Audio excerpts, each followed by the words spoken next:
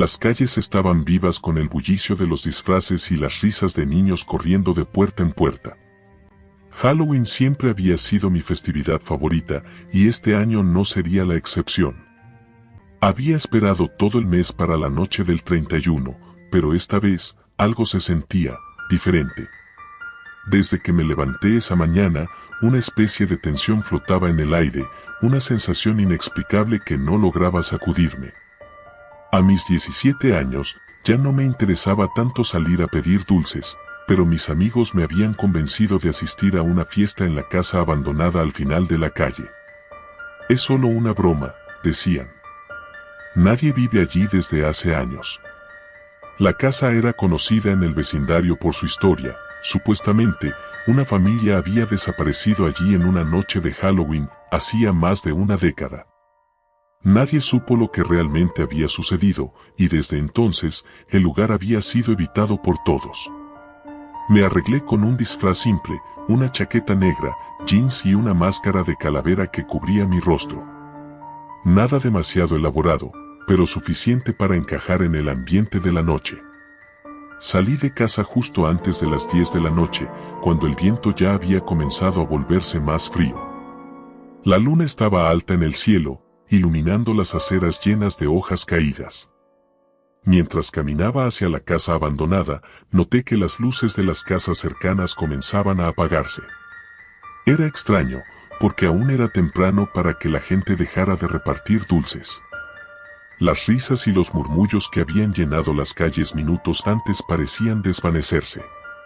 Solo el crujido de mis pasos sobre las hojas rompía el silencio creciente. Llegué a la casa. Era tan imponente como la recordaba, con su fachada descuidada y ventanas rotas.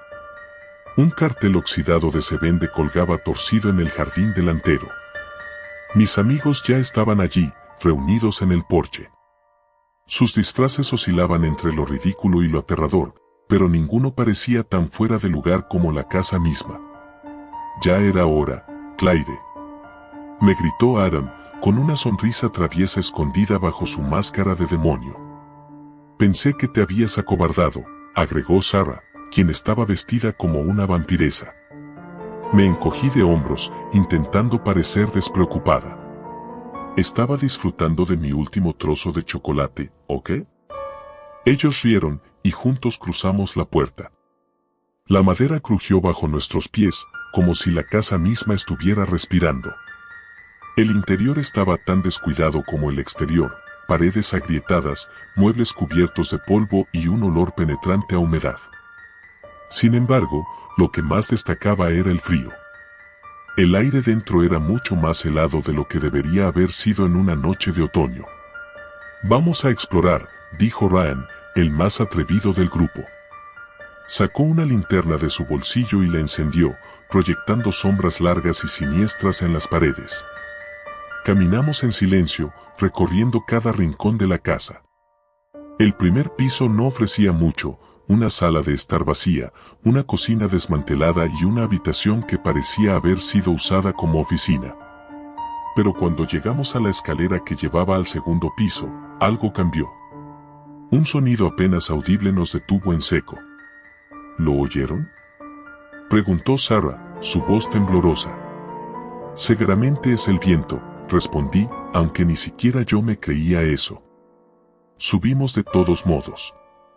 Cada escalón crujía más fuerte que el anterior, como si la casa no quisiera dejarnos pasar. Cuando llegamos al pasillo del segundo piso, nos dimos cuenta de que no estábamos solos. Había marcas en el suelo polvoriento, como si alguien hubiera estado caminando por allí recientemente. Esto no está bien, murmuró Adam, retrocediendo un paso. ¿Qué pasa? ¿Tienes miedo?, le provocó Ryan, pero incluso él no sonaba tan seguro. La puerta al final del pasillo estaba entreabierta. Desde el interior, una luz parpadeante se filtraba por la rendija. Nadie quería dar el primer paso, pero finalmente, Sarah, siempre la más valiente, avanzó. No puedo creer que tenga que ser yo, dijo, medio en broma, mientras empujaba la puerta con cuidado. La habitación estaba vacía, al menos a primera vista. Solo había una pequeña lámpara sobre una mesa, parpadeando intermitentemente, como si estuviera a punto de apagarse. Pero lo que realmente nos heló la sangre fue lo que estaba escrito en la pared con lo que parecía ser sangre. No todos salen. Sentí como mi estómago se encogía al leer esas palabras. Un silencio pesado cayó sobre nosotros. El viento aullaba afuera, pero dentro de esa habitación, todo estaba quieto, demasiado quieto. De repente, la lámpara se apagó por completo. Ryan, enciende tu linterna, dijo Adam con urgencia. Pero cuando Ryan lo intentó, la linterna no funcionó. El pánico comenzó a crecer en mi pecho. Intenté mantener la calma, pero algo no estaba bien. Era como si la oscuridad misma se estuviera cerrando sobre nosotros. Y entonces, lo escuchamos. Un ruido suave, apenas perceptible al principio, pero que se fue haciendo más fuerte, pasos que venían desde el pasillo. ¿Quién está ahí?, gritó Sarah, su voz quebrada por el miedo. No hubo respuesta. Solo los pasos, acercándose. Tenemos que salir de aquí, dijo Adam en voz baja, pero ninguno de nosotros se movió. Estábamos paralizados, atrapados en la oscuridad, esperando lo inevitable. Los pasos se detuvieron justo en la puerta. De repente, la lámpara volvió a encenderse, pero esta vez, la luz era débil, casi mortecina. Nos giramos hacia la entrada de la habitación, esperando ver quién o qué estaba allí. Pero no había nadie. Solo la puerta abierta, y más allá, el pasillo vacío. Esto es una broma, ¿verdad?, susurró Ryan, mirando a su alrededor. ¿Quién de ustedes está jugando? Nadie está jugando, respondí, mi corazón martillando en mi pecho. Yo también quería creer que todo era una broma, pero algo me decía que no era así. De repente, Adam gritó. Nos giramos para verlo, y estaba mirando algo en el suelo. Una figura. Una sombra oscura que se extendía desde el rincón más alejado de la habitación. No había forma de que esa sombra fuera nuestra. Pero ahí estaba, estirándose lentamente hacia nosotros. ¡Corran!, gritó Sarah, y no hizo falta que lo repitiera. Salimos disparados por la puerta, bajando las escaleras tan rápido como pudimos. Podía sentir algo detrás de mí, algo que nos perseguía, pero no me atreví a mirar. Solo corrí, con el sonido de nuestros pasos resonando en el aire. Cuando llegamos al primer piso, Ryan empujó la puerta principal con todas sus fuerzas, pero no se movió. «Está cerrada», gritó, su voz llena de desesperación. «Imposible». «No la cerramos cuando entramos», respondí, intentando ayudarlo a abrirla. Pero era como si la puerta estuviera sellada, como si la casa misma no quisiera dejarnos salir. Los pasos volvieron a sonar, más cerca esta vez. «La ventana», sugirió Adam, señalando la ventana más cercana. Sin pensarlo dos veces, corrimos hacia ella. Sarah tomó una silla y la lanzó contra el cristal, haciéndolo estallar en 1000 pedazos. «Salgan», gritó, y uno por uno, nos deslizamos por la ventana rota. El frío aire de la noche nos golpeó al salir, pero estábamos a salvo. O eso creíamos. Cuando miré hacia atrás, hacia la casa, vi algo que me hizo temblar de miedo. En una de las ventanas del segundo piso, una figura nos observaba. No era humana, al menos no completamente. Era una sombra con ojos brillantes que reflejaban la luz de la luna. «Tenemos que irnos», susurré, y sin esperar respuesta, comenzamos a correr por la calle, dejando atrás la casa maldita. No hablamos mucho después de eso. Todos estábamos demasiado asustados, demasiado confusos por lo que acababa de suceder.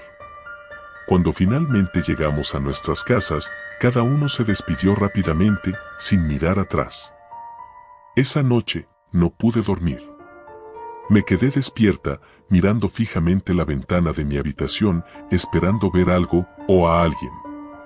Pasaron los días, y ninguno de nosotros volvió a hablar de lo que pasó en la casa.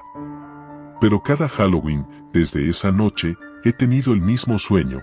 Una sombra me observa desde la esquina de una habitación oscura, sus ojos brillando en la oscuridad. Y siempre, al final del sueño, escucho una voz susurrando. No todos salen. Nunca volví a la casa. Ninguno de nosotros lo hizo. Pero cada año, en la noche de Halloween, algo en el aire cambia, como si la casa estuviera esperando que alguien más cruce sus puertas, alguien que no tendrá tanta suerte como nosotros. Porque, después de todo, no todos salen.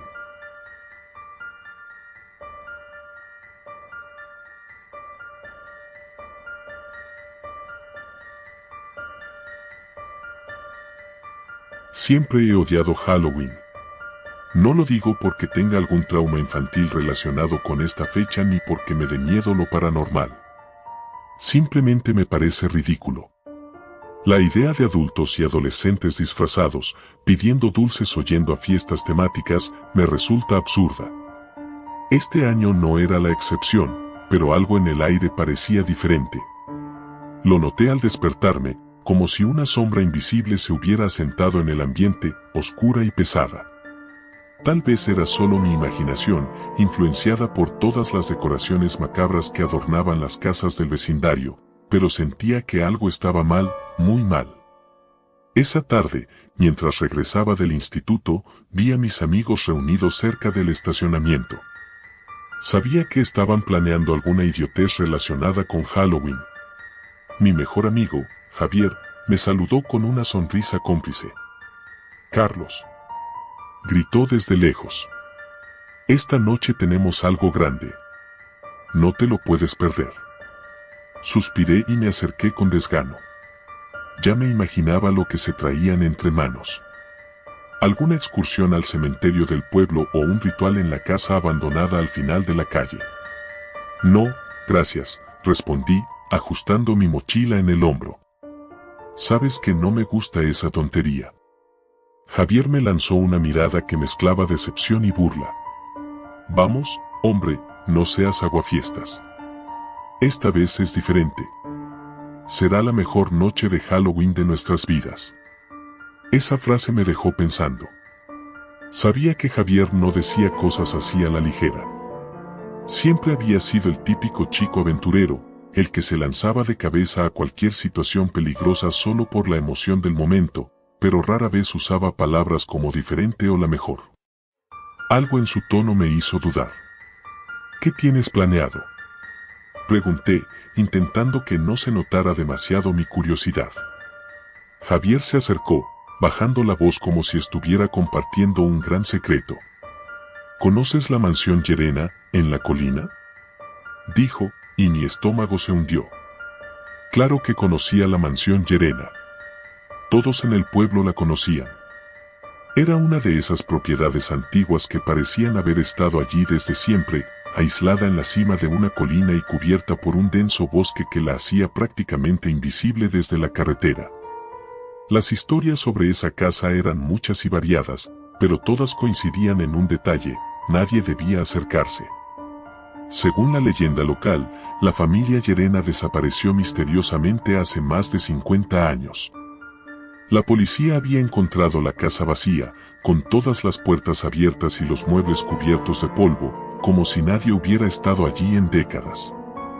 Sin embargo, los Llerena habían sido vistos por última vez solo una semana antes. Nadie sabía qué les pasó, pero se decía que la casa estaba maldita. «Estás loco si crees que voy a ir allí», dije, dando un paso atrás. Javier soltó una carcajada. «Vamos, Carlos, ¿no quieres saber si las historias son reales?», preguntó, con una chispa de desafío en los ojos. «Hemos estado planeando esto durante semanas. Solo iremos a echar un vistazo. Si algo raro pasa, nos largamos, te lo prometo». Sabía que debía decir que no. Sabía que ir a esa casa era una idea terrible.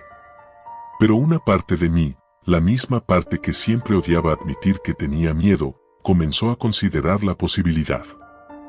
Después de todo, ¿qué tan malo podría ser? La noche llegó rápidamente, y antes de darme cuenta, estaba parado frente a la entrada de la mansión Llerena con Javier y otros 4 amigos, Marta, David, Laura y Sergio. Todos llevaban linternas y estaban disfrazados, excepto yo. Mi único disfraz era mi mal humor. La mansión, a lo lejos, se alzaba como una silueta oscura y amenazante contra el cielo iluminado por la luna.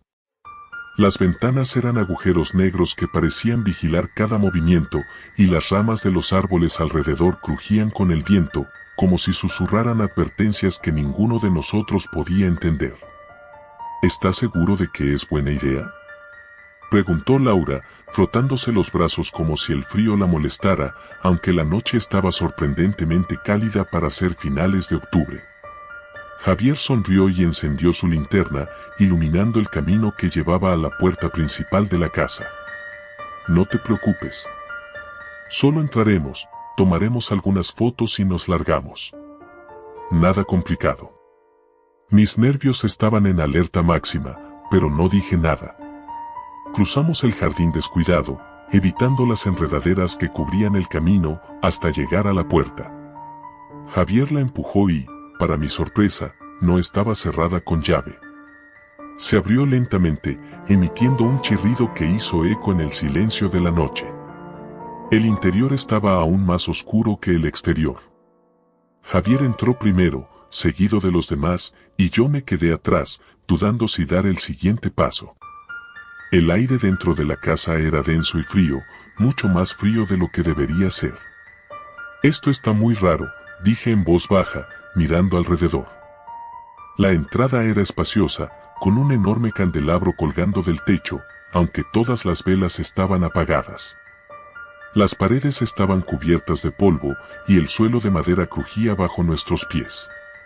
No había muebles, solo una alfombra vieja y rota que cubría parte del suelo. El lugar olía a humedad y a algo más, algo que no pude identificar, pero que me revolvió el estómago. «Esto es increíble», murmuró David, apuntando con su linterna hacia las escaleras que llevaban al segundo piso. «Parece sacado de una película de terror». «Vamos a explorar un poco», sugirió Javier. «Marta y Sergio, vayan por ese pasillo. Laura y David, revisen las habitaciones de arriba. Carlos y yo nos quedamos aquí abajo». ¿Dividirnos?, pregunté, sintiendo como mi mal presentimiento aumentaba. «Será rápido», me aseguró Javier, dándome una palmada en la espalda. «Solo un vistazo y nos vamos». Los demás asintieron y se dispersaron.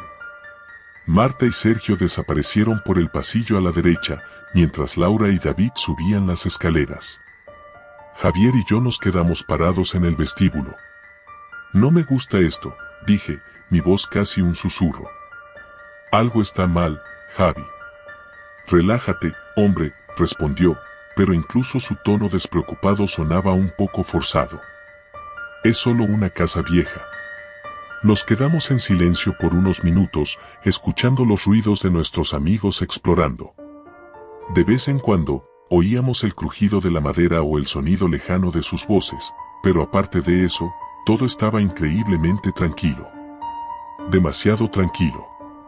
«Vamos a revisar el sótano», sugirió Javier de repente, apuntando su linterna hacia una puerta al fondo del vestíbulo que parecía haber estado cerrada por años. Mi instinto gritaba que no lo hiciéramos, pero antes de que pudiera protestar, Javier ya había abierto la puerta. Un hedor nauseabundo salió de la oscuridad, como si algo muerto estuviera ahí abajo. «Por Dios, ¿qué es ese olor?», pregunté, tapándome la nariz con el brazo. Javier me miró, su rostro iluminado por la linterna.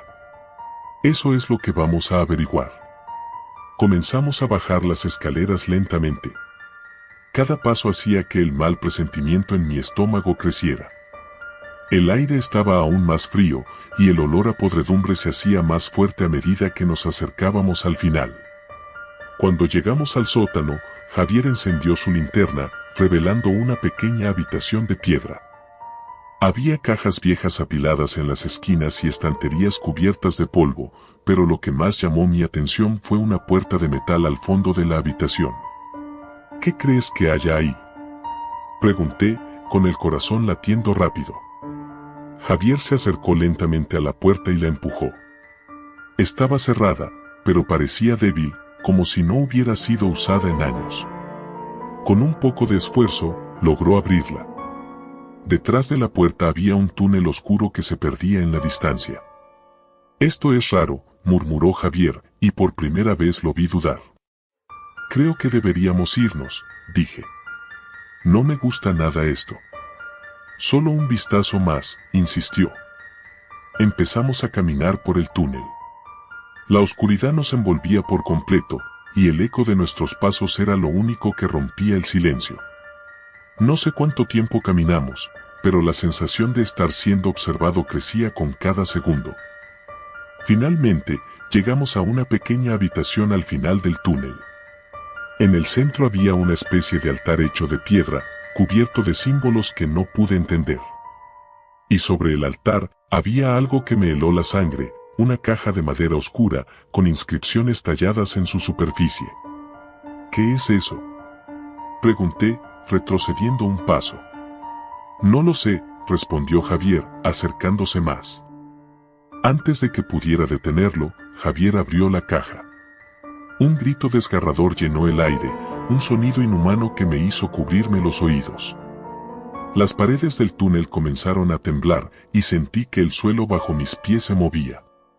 Javier cayó al suelo, agarrándose la cabeza, gritando de dolor.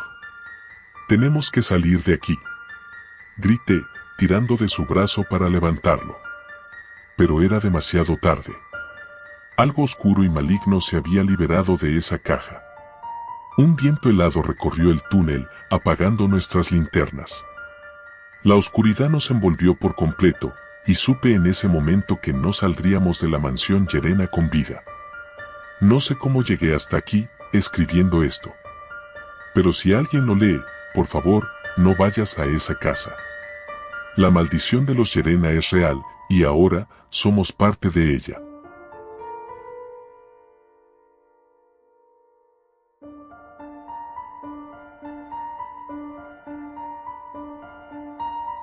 Siempre fui escéptico sobre Halloween.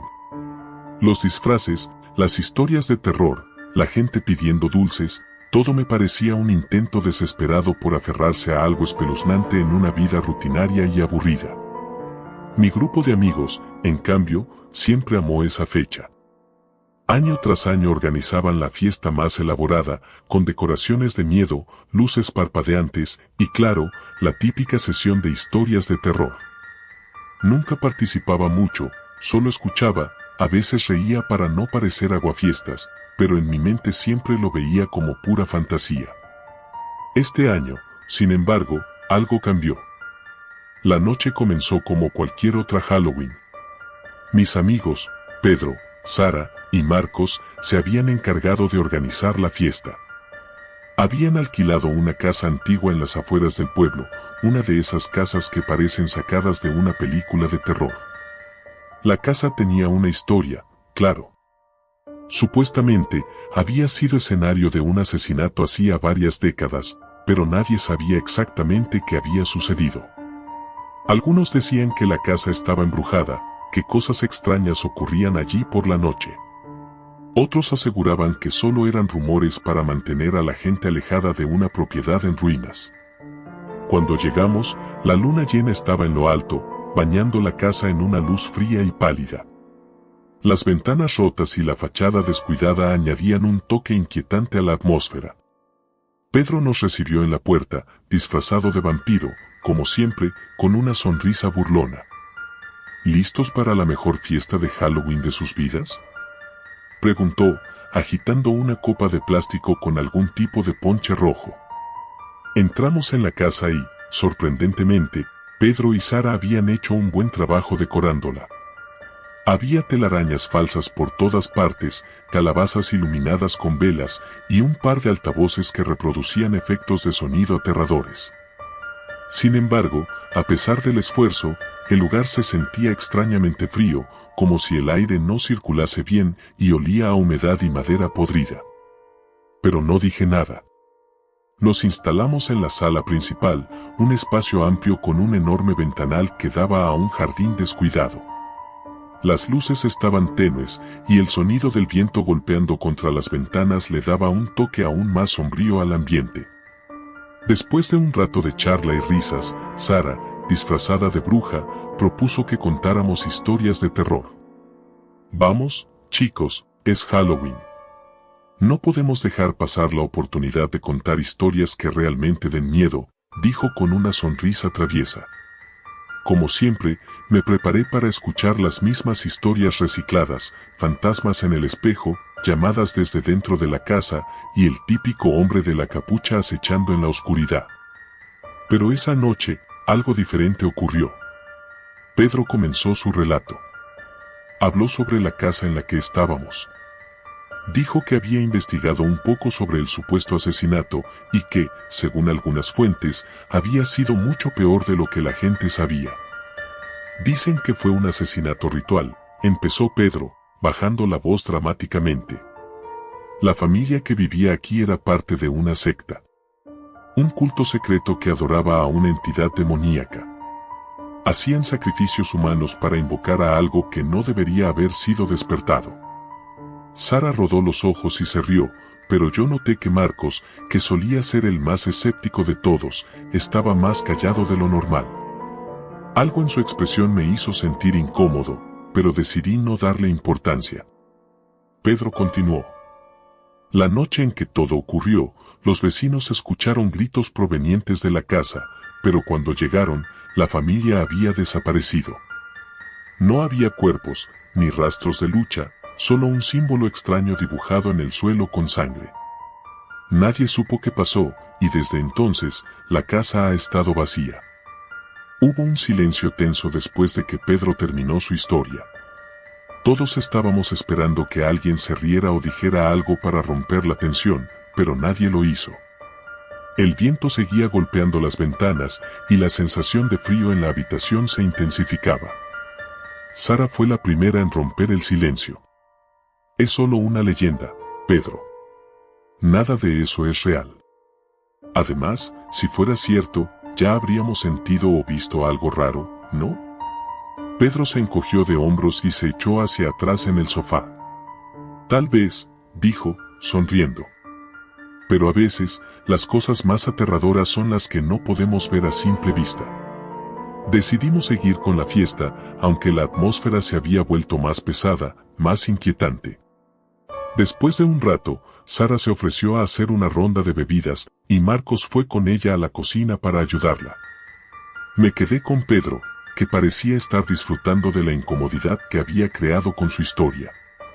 Pasaron unos minutos, y comencé a sentirme raro. No era solo el ambiente. Algo estaba mal. Podía sentir una presión en mi pecho, como si el aire se hubiera vuelto más denso, más pesado. El sonido del viento, que antes era solo un murmullo, ahora parecía más intenso, casi como si estuviera gritando. ¿Lo sientes?, me preguntó Pedro de repente, rompiendo el silencio. ¿Sentir qué?, pregunté, aunque en el fondo sabía a qué se refería. Algo en esta casa, dijo, bajando la voz. Algo no está bien aquí. Antes de que pudiera responder, escuchamos un ruido fuerte proveniente de la cocina. Parecía el sonido de cristales rompiéndose, seguido de un grito ahogado. Pedro y yo nos levantamos de inmediato y corrimos hacia la cocina. Al llegar, encontramos a Sara y Marcos de pie frente a la mesa, con los rostros pálidos y los ojos abiertos de par en par. Sobre la mesa, una de las botellas de vino se había volcado, derramando el líquido rojo por todo el suelo. Pero lo que realmente nos asustó no fue eso. Era lo que estaba dibujado en el suelo con el vino derramado. Era el mismo símbolo que Pedro había descrito en su historia. Un símbolo que ninguno de nosotros reconocía, pero que, de alguna manera, nos hacía sentir un miedo profundo e irracional. «Esto no es posible», murmuró Pedro, retrocediendo lentamente. Sara comenzó a llorar, temblando incontrolablemente, mientras Marcos intentaba calmarla, aunque claramente también estaba aterrorizado. Decidimos que era hora de irnos. Nadie dijo nada, pero todos sabíamos que algo terrible estaba ocurriendo en esa casa, algo que no podíamos explicar ni comprender. Recogimos nuestras cosas lo más rápido que pudimos y nos dirigimos a la puerta principal. Pero cuando intentamos abrirla, estaba cerrada. Y no me refiero a que estuviera con seguro. Me refiero a que no se movía en absoluto, como si estuviera sellada por fuera. Pedro intentó forzarla, pero no hubo forma. «Esto no puede estar pasando», dijo, golpeando la puerta con desesperación. El pánico comenzó a instalarse en todos nosotros. Intentamos abrir las ventanas, pero estaban selladas de la misma manera. Estábamos atrapados en esa maldita casa. De repente, la temperatura en la habitación cayó aún más y sentí como si alguien me estuviera observando desde la oscuridad. No lo veía, pero sabía que estaba allí, algo o alguien acechándonos. Fue entonces cuando escuchamos los pasos. Provenían del piso superior. Lentos, pesados, como si alguien estuviera caminando deliberadamente hacia nosotros. Sara empezó a gritar y Marcos la tomó de los hombros, intentando calmarla, pero todos sabíamos que el miedo se había apoderado de nosotros. Pedro nos miró con una expresión que nunca había visto en él antes, una mezcla de terror y arrepentimiento. «No fue solo una historia», susurró. Algo real pasó aquí. No debería haber jugado con esto». Los pasos seguían acercándose, y con cada paso, el aire se volvía más espeso, más frío. Podía sentirlo, como si algo maligno estuviera justo detrás de nosotros, esperando el momento adecuado para atacar. Nos agrupamos en el centro de la sala, con la vista fija en las escaleras que conducían al segundo piso. Las sombras parecían moverse, como si algo se deslizara por las paredes. «¿Qué hacemos?», preguntó Marcos con la voz temblorosa. Antes de que alguien pudiera responder, las luces parpadearon y se apagaron por completo. Nos quedamos en la oscuridad total. Podía oír a Sara sollozar y el rápido ritmo de la respiración de Pedro y Marcos. Y entonces, un susurro, bajo y gutural, rompió el silencio. «Nunca debieron haber venido». Mi corazón latía con fuerza en mi pecho, el miedo me paralizaba. Sabía que algo nos estaba observando, algo que no pertenecía a este mundo. De repente, las luces volvieron a encenderse, pero la habitación estaba vacía. Las puertas se abrieron de golpe, y sin decir una palabra, salimos corriendo de la casa, sin mirar atrás.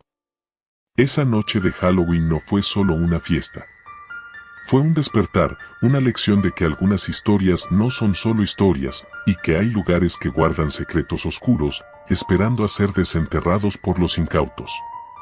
Nunca hablamos de lo que ocurrió esa noche, pero el miedo persiste, y cada Halloween, cuando la luna llena ilumina el cielo, recuerdo esos pasos acercándose, recordándonos que hay cosas que no deberíamos intentar entender.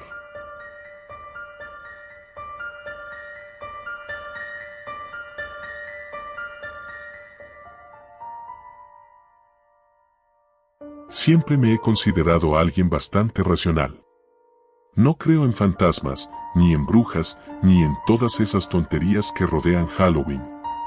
Para mí, la noche del 31 de octubre era solo una excusa para disfrazarse y pasar un buen rato con amigos. Hasta esa noche. Todo comenzó cuando decidimos hacer algo diferente para Halloween. Ya estábamos aburridos de las mismas fiestas de disfraces y de ir por el vecindario pidiendo dulces, a pesar de que la mayoría ya teníamos 17 o 18 años. Entonces, Javier, siempre buscando algo emocionante, sugirió que jugáramos a un juego que había escuchado en internet. Se llama el juego de Halloween, nos explicó en el grupo de WhatsApp. Es simple, haces un ritual a la medianoche y, si todo sale bien, el espíritu de la reina de las sombras aparece para concederte un deseo. Todos, por supuesto, nos burlamos. Parecía un truco barato de alguna página de internet para asustar a adolescentes aburridos. Sin embargo, cuanto más Javier insistía, más se encendía mi curiosidad. ¿Qué tenía de especial este juego? Al final, nos convenció, y 5 de nosotros acordamos reunirnos en su casa esa noche: Javier, Andrea, Leo, Sofía y yo, Marcos. Javier vivía en una casa antigua al final de nuestro barrio. Era el tipo de lugar que ya de por sí daba escalofríos. Al llegar, todos íbamos disfrazados, más por tradición que por otra cosa. Javier había preparado todo: velas negras, una tabla ouija, aunque decía que no la necesitaríamos para el juego, y un círculo de sal en el suelo. Todo parecía sacado de una película barata de terror. Nos reunimos en la sala de estar, con las luces apagadas, y Javier nos explicó las reglas. Para que funcione, dijo mientras encendía las velas alrededor del círculo de sal, todos debemos entrar en el círculo exactamente a la medianoche. Debemos estar en completo silencio y concentrados en lo que más deseamos. Si todo va bien, la reina de las sombras aparecerá en nuestros sueños y, cuando despierte, el deseo que pedimos se habrá cumplido. Sonaba absurdo, pero estábamos allí para divertirnos. Nos reímos un poco mientras tomábamos asiento dentro del círculo, y, a las 11:59, guardamos silencio. Las velas titilaban suavemente, proyectando sombras en las paredes. El ambiente se sentía pesado, aunque pensé que tal vez era la sugestión o simplemente la tensión de la situación. Mientras la aguja del reloj se acercaba a las 12, noté que Sofía parecía más nerviosa de lo normal. Sus manos temblaban y su respiración era irregular. No le dije nada, probablemente estaba más asustada de lo que quería admitir. Finalmente, el reloj dio las 12 campanadas. Nos quedamos en silencio, esperando algo. No ocurrió nada. Las velas seguían encendidas. No hubo ningún sonido extraño, ningún viento que sacudiera las ventanas. Nos miramos entre nosotros, intercambiando miradas de confusión. Al cabo de unos minutos, Javier, visiblemente decepcionado, se levantó. «Supongo que no ha funcionado», dijo encogiéndose de hombros. «Vamos a dormir». Nos repartió los sacos de dormir y nos instalamos en el suelo de la sala. Aunque no estaba asustado, había algo en el ambiente que me incomodaba. Me acosté en mi saco de dormir, mirando el techo y esperando a que el sueño llegara, pero mi mente no dejaba de pensar en lo que acabábamos de hacer. Cerré los ojos, y fue entonces cuando lo sentí. Primero fue un escalofrío, que recorrió mi columna desde la nuca hasta la base de la espalda. Era como si el aire en la habitación hubiera cambiado. Abrí los ojos de golpe, pero todo estaba igual. Todos parecían estar dormidos, aunque no podía ver bien a través de la oscuridad. Me acomodé de nuevo, intentando ignorar esa sensación, pero entonces escuché algo. Era un susurro, apenas audible, pero definitivamente allí. «Marcos», decía. «Marcos, ven». Sentí mi corazón latir más rápido. Me senté lentamente, tratando de localizar el origen del sonido. Todo estaba en silencio, excepto por el susurro que parecía moverse a mi alrededor, como si alguien caminara en círculos a mi alrededor. Me levanté, con el cuerpo tenso y la piel erizada. Mi respiración era superficial, pero intentaba no hacer ruido. Caminé hacia la puerta de la sala, sintiendo que algo, o alguien, me estaba observando. A cada paso, el susurro se hacía más fuerte, y entonces lo vi. Allí, parada en la esquina más oscura de la sala, había una figura. No era más que una silueta, envuelta en sombras. No tenía rostro, pero sus ojos, 2 agujeros vacíos, estaban fijos en mí. El aire se volvió denso, casi irrespirable. El susurro ahora resonaba en mi cabeza, como si la figura estuviera dentro de mi mente. Corrí hacia la puerta, desesperado por salir de allí. Pero cuando la alcancé, la puerta no se movió. Estaba cerrada con llave. Giré el pomo con fuerza, pero nada. Comencé a gritar los nombres de mis amigos, pero ninguno respondió. Todos seguían durmiendo, o eso parecía. De repente, la figura se movió. No caminó ni corrió. Simplemente estaba un segundo en la esquina, y al siguiente, estaba justo frente a mí. Su cara, si es que se podía llamar así, estaba a centímetros de la mía. Un frío intenso me invadió el cuerpo, y caí al suelo, incapaz de moverme. Marcos, susurró de nuevo, pero esta vez su voz era más clara, más nítida. Tu deseo. Mi deseo. Intenté recordar lo que había pedido en el círculo, pero mi mente estaba en blanco. No podía pensar en nada más que en escapar.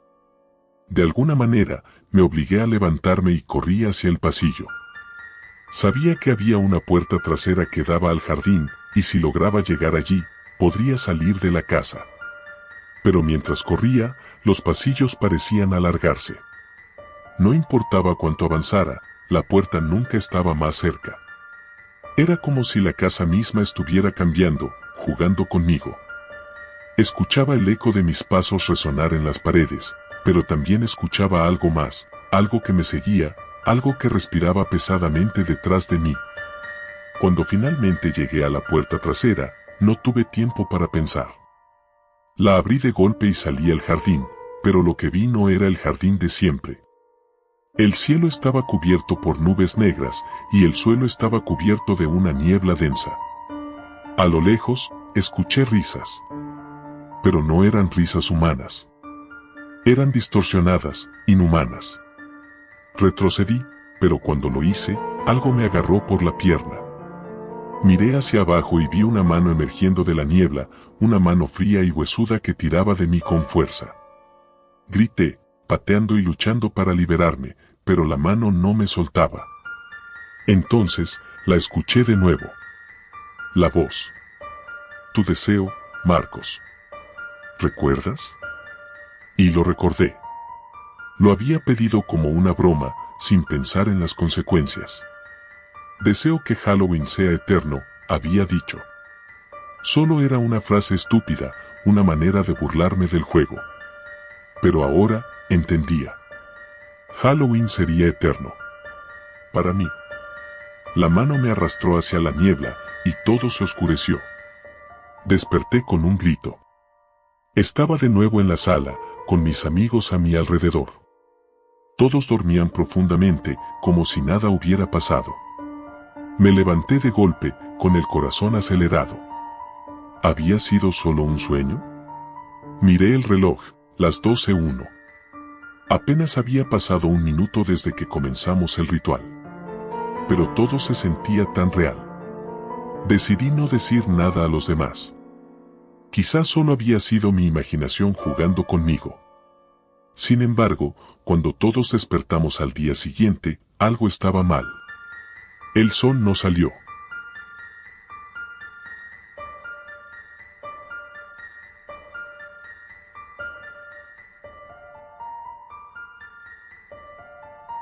Halloween siempre fue mi época favorita del año.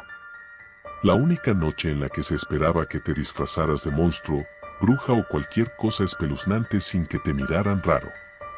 Yo, Marta, esperaba esa noche con ansias cada año, y 2023 no iba a ser la excepción. No iba a dejar que nada me lo arruinara, aunque, si soy honesta, algo dentro de mí me decía que ese año sería diferente. Pero lo ignoré. ¿Por qué no lo haría? Era Halloween, ¿qué podría salir mal? Mi mejor amiga, Julia, había organizado una fiesta en su casa, algo que llevaba planificando desde hacía semanas. Sería una fiesta épica, música, disfraces, bebidas y una pequeña sorpresa terrorífica que Julia nos había prometido a todos.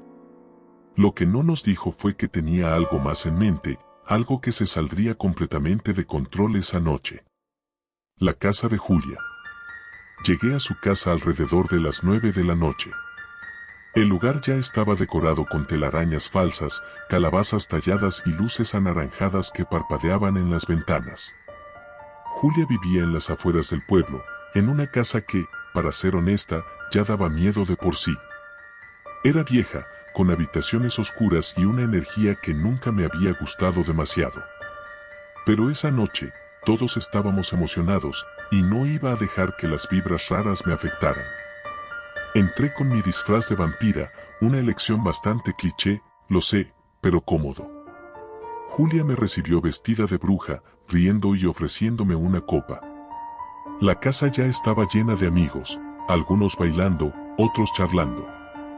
Todo parecía ir de maravilla. ¿Estás lista para lo mejor de la noche?, me preguntó Julia, sus ojos brillando con emoción. Sabía que estaba tramando algo, pero no tenía ni idea de qué se trataba. Claro que sí. ¿Qué es? ¿Una casa embrujada improvisada o algo así? Julia sonrió misteriosamente y me llevó al sótano. Era una parte de la casa a la que nunca había bajado antes. Cuando llegamos a la puerta del sótano, noté algo extraño: el candado. Estaba puesto, pero viejo y oxidado, como si nunca hubiera sido abierto en años. Encontré algo en este sótano hace unas semanas, dijo Julia, su voz ahora más seria. No quería decírtelo hasta ahora, pero hay algo aquí abajo. Algo que me está asustando, y quiero que lo veas conmigo. No sabía si Julia estaba bromeando o si realmente estaba asustada, pero algo en su tono me puso nerviosa. Aún así, mi curiosidad era más fuerte. Bajamos las escaleras crujientes, iluminadas solo por la luz tenue de su teléfono móvil. El aire era pesado, denso, y olía a moho. Llegamos a una puerta al fondo, cubierta de polvo.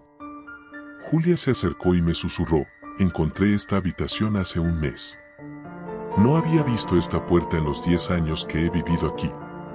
El corazón me dio un vuelco. No sabía qué esperar al otro lado, pero Julia ya estaba abriendo la puerta. La sorpresa inesperada. Dentro, había una habitación pequeña, oscura, con lo que parecían muebles cubiertos con sábanas viejas y un baúl de madera en el centro. Julia se acercó al baúl y lo abrió. En su interior, había una especie de tablero antiguo, algo que reconocí al instante. Julia, no puede ser en serio, dije, dando un paso atrás. Es una ouija. Lo sé, contestó ella. ¿Y lo vamos a usar? No. Ni de broma. Julia se rió, pero había algo diferente en su risa. Solo será una broma, Marta. No va a pasar nada. Lo he usado antes, ¿sabes? La idea de jugar con una ouija en ese sótano frío y oscuro me ponía los pelos de punta, pero tampoco quería hacer aguafiestas. Así que, de mala gana, accedí. Nos sentamos alrededor del tablero, y Julia comenzó a hacer las preguntas típicas. ¿Hay alguien aquí con nosotras? El puntero no se movió, como era de esperarse. Me relajé un poco. Quizás estaba siendo una paranoica. Si hay alguien aquí, ¿quién eres? De nuevo, nada. Julia y yo nos miramos, a punto de reírnos de lo tonto que era todo, cuando, de repente, el puntero se movió. Muy lentamente, pero se movió. Primero, marcó una M. Luego una A. Julia me miró, sorprendida. El puntero continuó moviéndose. R, T. Marta, no lo estoy haciendo yo, dijo Julia, su voz temblorosa. Pero la verdad es que yo tampoco lo estaba haciendo. No era posible. ¿Qué diablos está pasando?, murmuré, mi corazón latiendo tan rápido que pensé que iba a explotar. El puntero terminó la última letra, A. Era mi nombre. Las luces parpadearon. Sentí un escalofrío recorrer mi columna vertebral, pero antes de que pudiera decir algo, el puntero se movió de nuevo, más rápido esta vez. N-O. No, susurré. Julia me agarró la mano. El ambiente se sentía pesado, como si algo invisible estuviera presionando nuestras espaldas. Las escaleras que llevaban al piso superior crujieron, pero no había nadie allí. No podíamos ver nada, pero sentíamos una presencia. Algo o alguien estaba allí con nosotras. La presencia. Julia cerró la ouija rápidamente, arrojando el tablero a un lado, pero el ambiente no cambió. De hecho, empeoró. Tenemos que irnos, le dije, pero cuando intentamos subir las escaleras, las luces de la casa se apagaron completamente. Un ruido sordo, como si algo grande se moviera por el sótano, resonó a nuestras espaldas. No quería voltear, pero sentí una mirada fija en mí. Julia gritó, y eso fue suficiente para que ambos nos echáramos a correr. Subimos a toda velocidad, chocando con los muebles y tropezando entre nosotros. Alcanzamos la puerta del sótano, y justo cuando íbamos a salir, algo me agarró del tobillo. Caí al suelo con fuerza, la respiración se me cortaba mientras pataleaba. No había nada visible, pero podía sentir unas manos frías, huesudas, agarrándome. Julia me ayudó a levantarme, y logramos cerrar la puerta detrás de nosotros, jadeando, con los corazones desbocados. La casa arriba estaba completamente silenciosa. La música de la fiesta había parado, y las luces seguían apagadas. ¿Dónde están todos?, pregunté, con la voz temblorosa. No lo sé, murmuró Julia, su rostro pálido. No deberían haberse ido así. Caminamos por la sala, buscando a nuestros amigos, pero la casa estaba vacía. Las decoraciones de Halloween seguían en su lugar, pero el ambiente había cambiado por completo. La sensación de ser observada seguía allí, pero lo peor era que sabíamos que no estábamos solas. El final. De repente, las luces parpadearon de nuevo, y escuchamos un golpe fuerte proveniente de la cocina. Corrimos hacia allí, solo para encontrar la puerta del refrigerador abierta de par en par, con todo el contenido esparcido por el suelo. En la pared, alguien, o algo, había escrito con lo que parecía ser sangre: no saldrán. Esto no puede estar pasando, susurré, retrocediendo. Julia comenzó a hiperventilar. Tratamos de salir de la casa, pero cada vez que lo intentábamos, las puertas no abrían.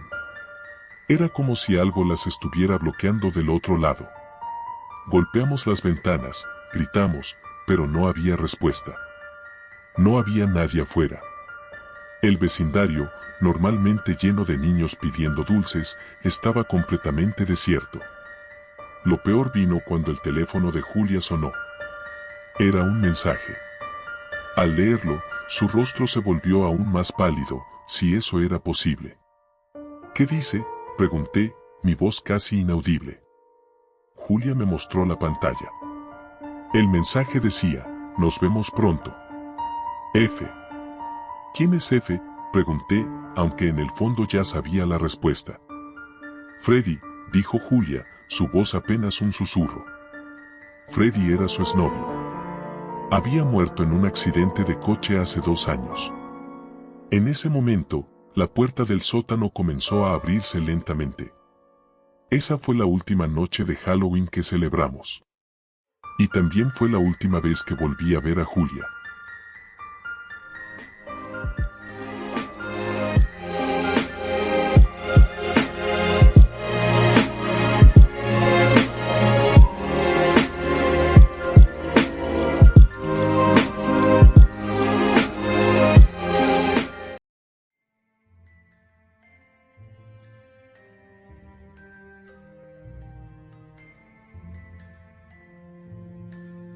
Nunca creí en maldiciones.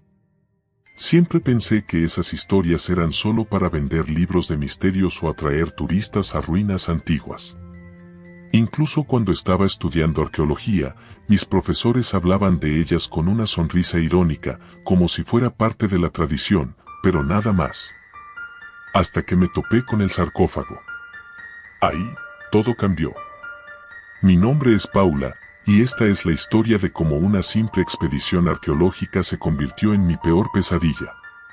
Era una tarde calurosa de agosto cuando llegamos al sitio. Un grupo pequeño, 4 personas en total: el profesor Gómez, el jefe de la expedición, Claudia, una estudiante de doctorado que ya había trabajado en varias excavaciones importantes, Alejandro, el experto en conservación, y yo, que acababa de terminar mi 2º año en la universidad. Este era mi primer viaje real al campo, y estaba emocionada de aprender todo lo que pudiera. Nos encontrábamos en Egipto, en una zona cercana a Saqqara, donde el gobierno había aprobado una excavación después de que unos pastores locales reportaran la aparición de un túnel oculto tras un derrumbe. Las autoridades habían investigado y decidido que, efectivamente, podría ser el hallazgo de una tumba desconocida. Y allí estábamos nosotros, listos para abrirla. El primer día fue más de trabajo preliminar que otra cosa. Organizamos el campamento y revisamos los registros geológicos. Pero a la mañana siguiente, comenzamos a excavar. Fue alrededor del mediodía cuando la pala de Alejandro golpeó algo sólido bajo la arena. Al principio pensamos que sería una roca, pero al despejar más el área, vimos que era una entrada sellada. Un portal de piedra, decorado con jeroglíficos apenas visibles por el paso del tiempo, pero no tan deteriorados como para ser irreconocibles. Claudia y el profesor Gómez se emocionaron, y con razón. Algo nos decía que esta tumba no había sido tocada en milenios.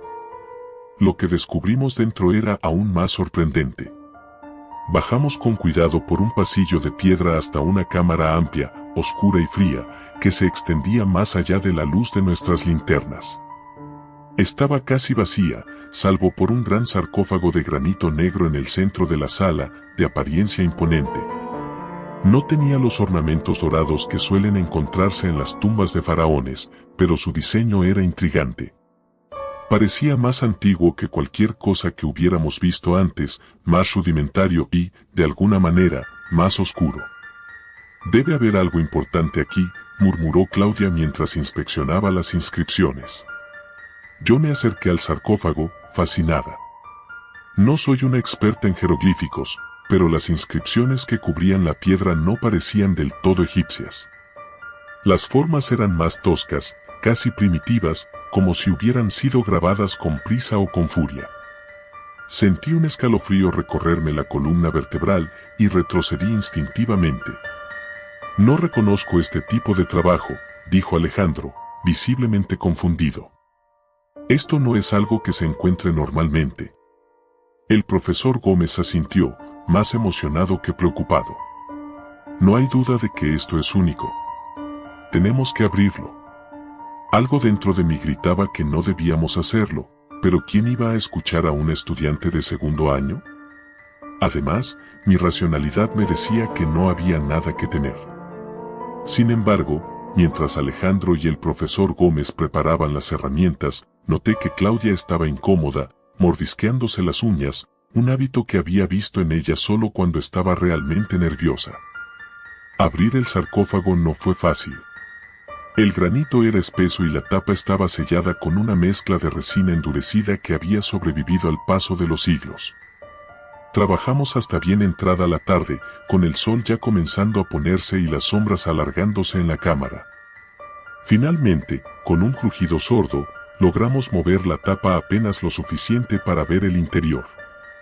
El olor fue lo primero que noté. No era el hedor típico de un cuerpo en descomposición, ni el polvo seco de una tumba cerrada. Era algo más, algo extraño, como si el aire mismo dentro del sarcófago hubiera cambiado con el tiempo, volviéndose rancio y cargado de un olor químico, metálico, pero a la vez extraño, difícil de identificar. «Dios mío», murmuró Alejandro, encendiendo una linterna más potente y apuntando hacia el interior. Esperábamos encontrar una momia, tal vez un faraón olvidado o un noble enterrado en secreto. Pero lo que había dentro era algo diferente. Algo que, en ese momento, no comprendimos. El cuerpo estaba envuelto en tiras de lino, sí, pero no era un humano.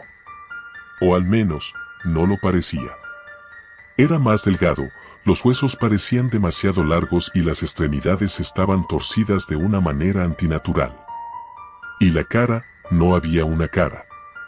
No quedaba más que un agujero profundo donde debería haber estado el rostro.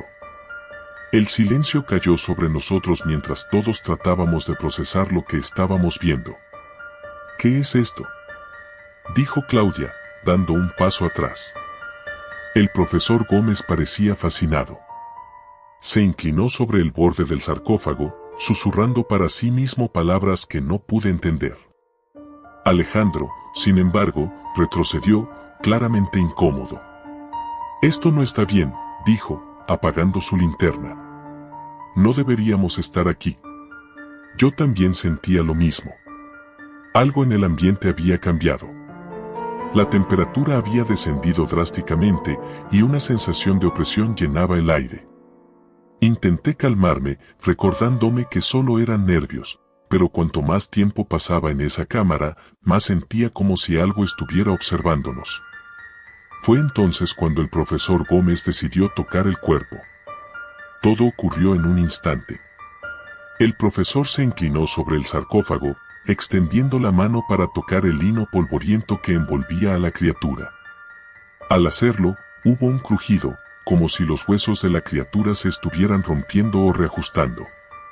El aire en la cámara se volvió más pesado, como si algo invisible nos envolviera. De repente, el cuerpo se estremeció. Fue un movimiento leve, casi imperceptible, pero lo suficiente para que todos lo viéramos. Claudia gritó, y Alejandro dio un paso atrás, tropezando con sus propios pies y cayendo al suelo. ¿Qué fue eso?, gritó Claudia, con los ojos desorbitados. El profesor Gómez, sin embargo, no se inmutó. Parecía hipnotizado por la criatura, completamente ajeno a lo que estaba ocurriendo a su alrededor. Lo llamé, pero no respondió. En lugar de eso, continuó murmurando en voz baja, cada vez más rápido, mientras se inclinaba más cerca del sarcófago. De repente, la linterna de Alejandro se apagó. Quedamos en la oscuridad por un momento eterno, y en ese instante, sentí que algo estaba mal. Como si hubiera una presencia en la habitación con nosotros, algo que no pertenecía a este mundo. Luego, la linterna volvió a encenderse, parpadeando, pero lo suficiente para que viéramos que el cuerpo en el sarcófago ya no estaba en la misma posición. Algo lo había movido. El terror fue inmediato. Quise correr, salir de esa maldita tumba y no mirar atrás. Pero el profesor no se movía. Permanecía allí, inclinado sobre el sarcófago, inmóvil, como si estuviera en trance. Lo llamé una vez más, esta vez con más fuerza, pero no respondió. Solo entonces me di cuenta de que algo más estaba ocurriendo. La criatura se estaba moviendo. Lentamente, los vendajes comenzaron a desenredarse, revelando una piel pálida, casi translúcida, debajo. Las extremidades largas y delgadas empezaron a moverse, como si estuvieran despertando después de siglos de sueño. Y el hueco donde debería haber estado el rostro, algo se movía dentro de él, algo que no debería existir. No sé cómo logré reaccionar. Corrí hacia el profesor, lo agarré por el brazo y tiré de él con todas mis fuerzas. Claudia y Alejandro ya estaban en la entrada de la cámara, gritándome que saliera, pero el profesor seguía sin reaccionar. Finalmente, logré sacarlo de su trance. Sus ojos, cuando me miraron, estaban vacíos, como si hubiera visto algo que no podía comprender. Sin decir una palabra, comenzó a correr hacia la salida conmigo a su lado. Al llegar a la superficie, la noche ya había caído. Los cuatro estábamos aterrados, sin saber qué hacer. Alejandro, el más sensato de todos, dijo que debíamos informar a las autoridades y cerrar la tumba para siempre. Claudia estaba de acuerdo. Pero el profesor, aunque sacudido, insistía en que debíamos volver. Decía que había algo más que necesitábamos descubrir. Esa noche, no pude dormir. Escuchaba ruidos, como susurros que parecían provenir de las paredes de mi tienda. Cada vez que cerraba los ojos, veía esa criatura, moviéndose lentamente en mi mente. Y sentía una presencia, una sombra que se cernía sobre nosotros. A la mañana siguiente, cuando salí de mi tienda, me di cuenta de que el profesor Gómez no estaba en el campamento. Ni Alejandro ni Claudia sabían dónde había ido, pero no tardamos mucho en descubrirlo. Lo encontramos dentro de la cámara, frente al sarcófago, murmurando las mismas palabras que había susurrado el día anterior. Pero esta vez, algo más había cambiado. La criatura, o lo que quedaba de ella, estaba de pie, a su lado. No era un cuerpo inerte.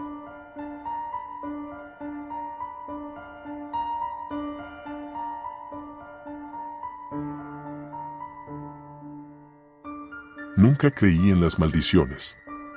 Para mí, el misterio del antiguo Egipto, con sus faraones y sus pirámides, siempre fue algo fascinante, pero lejano, un cuento más de los que se leen en los libros de historia. Sin embargo, lo que experimenté ese verano cambió mi perspectiva por completo. No importa lo que creas, hay cosas que simplemente no pueden explicarse. Mi nombre es Javier y tenía 19 años cuando decidí unirme a una excavación arqueológica en Egipto. Era una oportunidad única, parte de un programa de intercambio con la universidad. Mi pasión por la arqueología y la historia me llevó hasta allí, donde esperaba descubrir piezas y monumentos fascinantes, tomar muchas fotos, aprender sobre civilizaciones antiguas y, con suerte, tener algunas anécdotas interesantes para contarle a mis amigos. Lo que jamás imaginé fue que me vería atrapado en una pesadilla de la que aún hoy me cuesta hablar. Todo comenzó en una calurosa tarde de junio. Nos encontrábamos en una excavación al sur del Cairo, en una zona poco explorada por los equipos modernos. Los arqueólogos locales creían que podía haber una necrópolis escondida bajo las dunas de arena. Yo había leído sobre sitios similares, así que la idea de desenterrar tumbas que podrían haber estado cerradas durante milenios me emocionaba. Tras varios días de trabajo bajo el sol abrasador, finalmente ocurrió. Un equipo de obreros egipcios desenterró lo que parecía ser la entrada a una tumba sellada. Al principio, no era más que una grieta en la roca que apenas se distinguía entre la arena y el viento. Pero cuando limpiamos más la zona, descubrimos un pasadizo angosto que llevaba hacia el subsuelo. La emoción creció en el grupo, especialmente entre los más jóvenes. El jefe de la excavación, el Dr. Alamar, estaba exultante, pues pensaba que habíamos encontrado algo grande. Descendimos lentamente por el pasadizo, usando linternas para alumbrar el camino. El aire en el túnel estaba denso y cargado de un olor que nunca olvidaré, una mezcla de humedad y descomposición, como si el tiempo mismo hubiera dejado una cicatriz en ese lugar. Al final del pasadizo encontramos una gran sala rectangular. En el centro, cubierto de polvo y telarañas, reposaba un sarcófago. Pero no era uno cualquiera. La primera señal de que algo no estaba bien fue la reacción del Dr. Alamar. Mientras lo miraba con el ceño fruncido, susurró algo en árabe que no entendí, pero su tono fue suficiente para que todos nos quedáramos en silencio. El sarcófago era de piedra negra, completamente lisa, sin inscripciones visibles. Eso ya era raro de por sí. Casi todos los sarcófagos que había estudiado estaban cubiertos de jeroglíficos que narraban la vida y muerte del difunto. Pero este estaba vacío de palabras. Solo había símbolos tallados en la tapa, formas que no reconocí y que parecían tener algo primitivo y a la vez extraño. El Dr. Alamar nos ordenó retirarnos y cerrar el túnel. Dijo que no era seguro, que ese tipo de descubrimientos debían analizarse con más detalle antes de continuar. Me sentí decepcionado. Habíamos encontrado algo increíble y ahora nos pedían detenernos. Pero la curiosidad pudo más. Esa noche, junto con dos compañeros de la universidad, Álvaro y Lucía, decidimos regresar a la tumba. Nos escabullimos del campamento después de la cena, llevando linternas y nuestras cámaras. Al llegar, el túnel seguía despejado, y entramos sin hacer ruido. La sala parecía más opresiva que antes. El aire estaba frío, lo que era extraño considerando que afuera el calor era insoportable incluso por la noche. No hablábamos mucho, pero la emoción y la tensión eran palpables. Nos acercamos al sarcófago y, sin pensarlo mucho, comenzamos a examinarlo. Álvaro sugirió que intentáramos abrirlo. Al principio, Lucía y yo nos opusimos. Abrir algo así sin supervisión era una locura. Pero él insistió. Decía que no podíamos desaprovechar la oportunidad. Finalmente, decidimos intentarlo. No fue fácil. La tapa era pesada y tuvimos que hacer palanca con algunas herramientas que habíamos traído. Cuando logramos levantarla, una ráfaga de aire frío salió del interior, como si el sarcófago hubiera estado sellado herméticamente durante siglos. Nos miramos en silencio antes de iluminar el interior con nuestras linternas. Lo que vimos nos dejó helados. No había una momia dentro. No había joyas ni amuletos, como solía ser común en los enterramientos egipcios. Lo único que había era una figura retorcida, cubierta por vendas viejas y mohosas. Parecía humana, pero algo en su forma nos hizo dudar. El cuerpo estaba encogido, con los brazos y piernas en ángulos imposibles. El rostro, jamás podré olvidarlo. No era un rostro humano. Las cuencas de los ojos estaban vacías, pero el contorno del cráneo parecía más alargado, como si hubiera sido deformado. Álvaro, visiblemente perturbado, dio un paso atrás, murmurando algo sobre que aquello no tenía sentido. Lucía, que había estado más cerca, casi cae al suelo cuando vio que una de las manos del cadáver parecía haber estado extendida hacia la tapa, como si hubiera intentado salir. En ese momento, sentimos un frío inexplicable. No era solo una bajada de temperatura, era como si algo invisible nos envolviera y se colara en nuestros huesos. Lucía fue la primera en reaccionar, diciendo que debíamos irnos. No hizo falta que insistiera mucho más. Cerramos el sarcófago de golpe y salimos corriendo del túnel, sintiendo una presión en nuestros pechos que nos impedía respirar bien.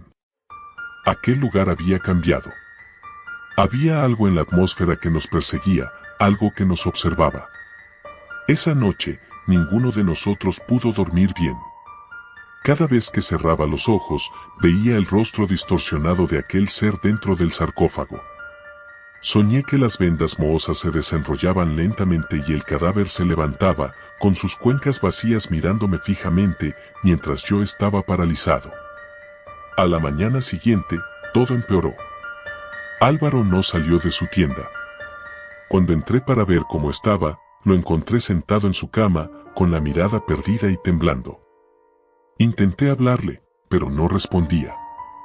Parecía haber envejecido de golpe, sus ojos estaban hundidos, y su piel, pálida. Lucía también estaba mal, pero en su caso, era peor. No dejaba de gritar. Decía que había algo en la tienda con ella, algo que se movía entre las sombras, observándola.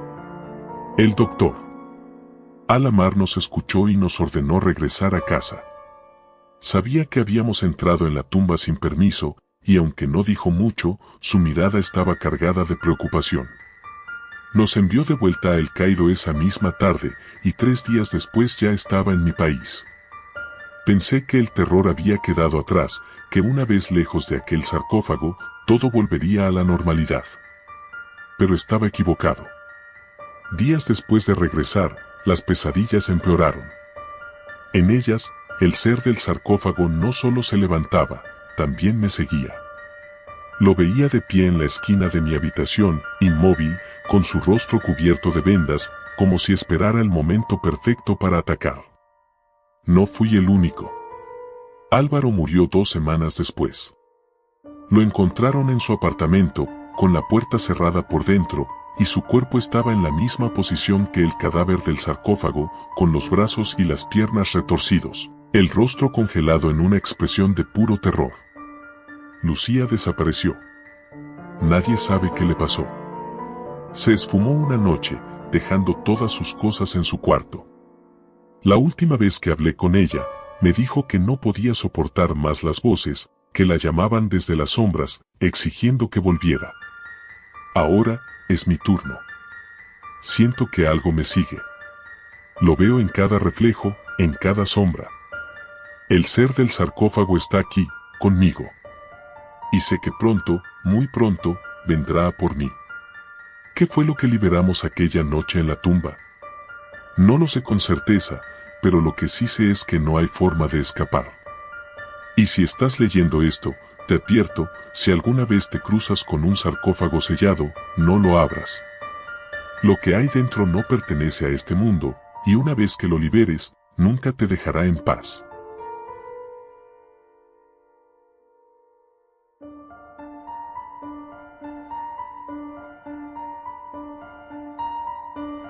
Mi nombre es Daniel Martínez, y lo que voy a contarles es una historia que he mantenido en secreto por años.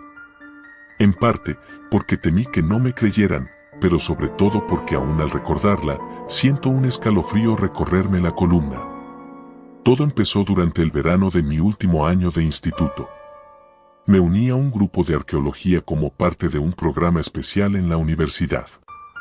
Lo que parecía un simple proyecto para aprender algo sobre las civilizaciones antiguas, terminó por convertirse en la experiencia más terrorífica de mi vida.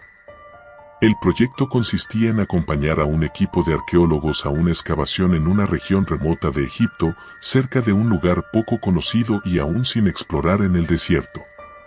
La universidad había recibido una invitación exclusiva para participar, ya que el equipo había descubierto una tumba no registrada en ningún documento histórico. No era la primera vez que se encontraban sarcófagos en la zona, pero algo en este proyecto se sentía diferente. Había una atmósfera densa, como si el aire mismo quisiera advertirnos de algo. Me uní al grupo con varios compañeros de clase, y aunque algunos de ellos estaban nerviosos, yo estaba emocionado. Siempre me había fascinado la historia egipcia y la posibilidad de estar en el sitio de un hallazgo arqueológico me parecía increíble. Viajamos durante horas en un viejo jeep, adentrándonos en el desierto hasta llegar al campamento base. El sol abrasaba, y la arena parecía querer devorarlo todo. Esa primera noche, antes de comenzar con la excavación, recuerdo que nos reunimos alrededor de una fogata, compartiendo historias y teorías sobre lo que podríamos encontrar. Uno de los arqueólogos, el Dr. Navid, un hombre de mediana edad con ojos intensamente oscuros, habló sobre una leyenda local. Según él, la tumba que íbamos a explorar no era cualquier sepulcro. Era la tumba de un sacerdote oscuro, alguien que había sido condenado al olvido. No había registros oficiales sobre él porque su existencia había sido borrada intencionalmente por los faraones de su época. Se decía que este sacerdote, cuyo nombre nunca se pronuncia, había intentado desafiar a los dioses egipcios mediante rituales prohibidos. Aunque yo no soy muy supersticioso, algo en la mirada del Dr. Navid me incomodó. Su advertencia final fue clara: tengan cuidado con lo que liberan. La excavación comenzó al día siguiente.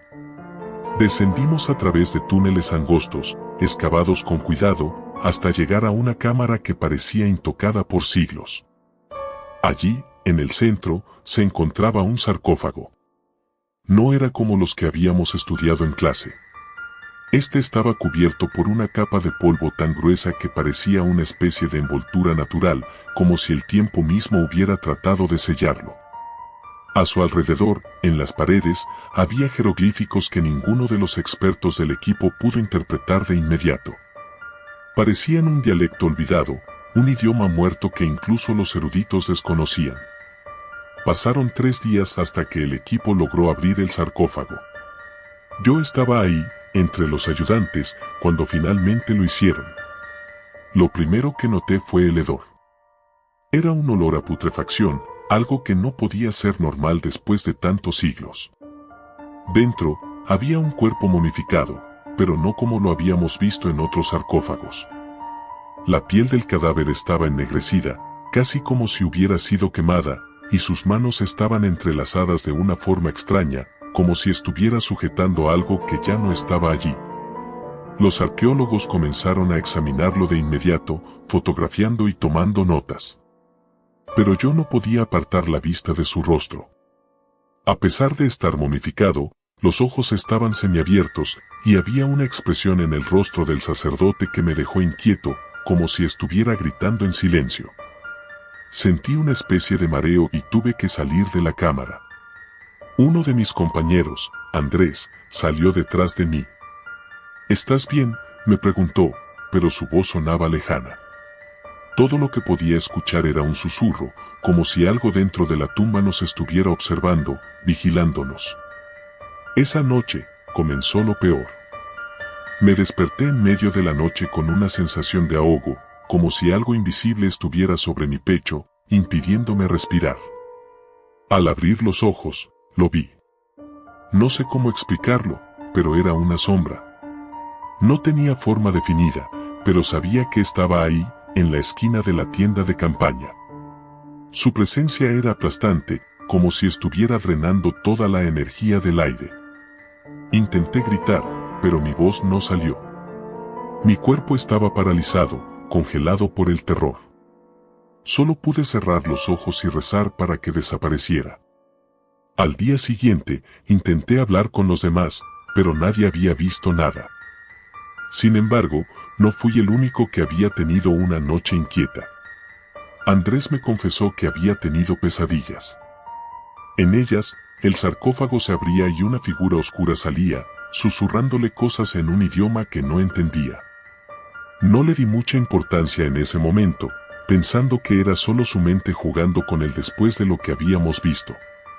Pero las cosas solo empeoraron. Durante los siguientes días, el ambiente en el campamento cambió.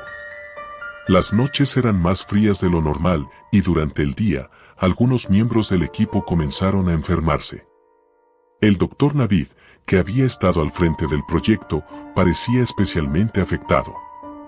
Empezó a murmurar en sueños y varias veces lo encontramos caminando por el campamento a altas horas de la noche, completamente desorientado.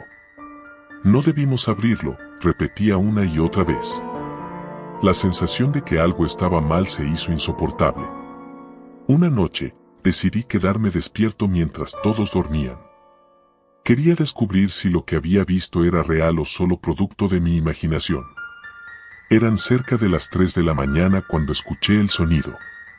Era un rasguño suave, pero constante, como uñas arrastrándose sobre piedra. Venía de la cámara donde estaba el sarcófago. Mi corazón latía tan fuerte que creí que explotaría en mi pecho, pero algo me empujó a acercarme. Tal vez era curiosidad, tal vez una necesidad de enfrentar mi miedo. Al llegar a la entrada de la cámara, lo vi. El sarcófago estaba abierto, pero no como lo habíamos dejado. La tapa, que pesaba varias toneladas, estaba desplazada, como si alguien la hubiera empujado desde dentro. Y en el suelo, las huellas de polvo formaban un rastro que salía de la cámara. La seguí con una mezcla de terror y fascinación, hasta llegar a la tienda donde dormía el doctor Navid. Lo encontré de pie, mirando hacia la oscuridad, sus ojos completamente abiertos, pero vacíos, sin vida. Sus labios se movían, susurrando algo que apenas podía escuchar.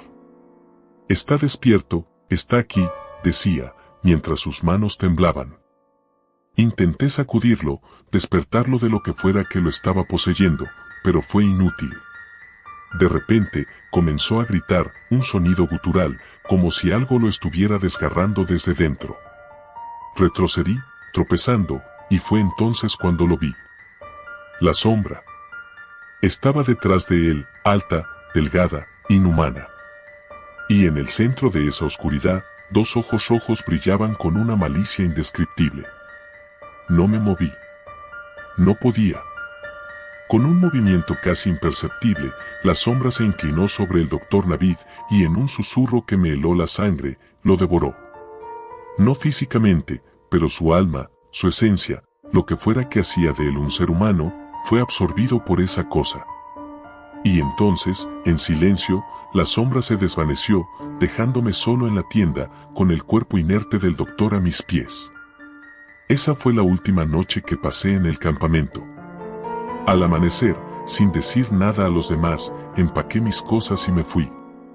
Regresé a la ciudad más cercana y tomé el primer vuelo de regreso a casa. A nadie le conté lo que había visto. El equipo abandonó la excavación poco después y se cerró cualquier acceso a la tumba. Dicen que fue por razones científicas, pero yo sé la verdad. Desde entonces, no he vuelto a ser el mismo. Hay noches en las que siento que la sombra aún me persigue. A veces, en la oscuridad de mi habitación, creo ver esos ojos rojos, observándome, esperando el momento adecuado para reclamar lo que, de alguna manera, ya me arrebató. No sé cuánto tiempo más podré escapar. Pero lo que sea que haya salido de ese sarcófago, sé que nunca regresará a su prisión. Está aquí, en el mundo, y cada día que pasa, se hace más fuerte.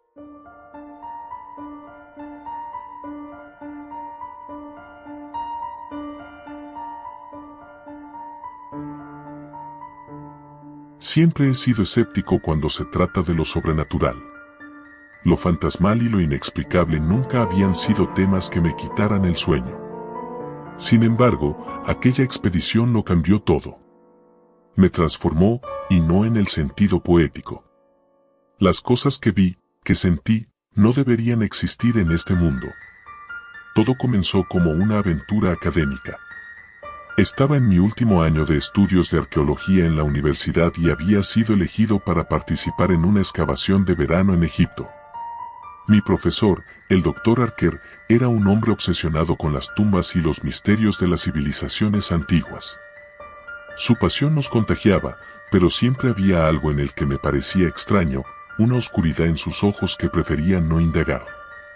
Aún así, cuando me invitó a formar parte de su equipo para una investigación en un sitio recién descubierto, no dudé. ¿Quién iba a rechazar la oportunidad de excavar en el Valle de los Reyes? Al llegar a Egipto, el calor era sofocante.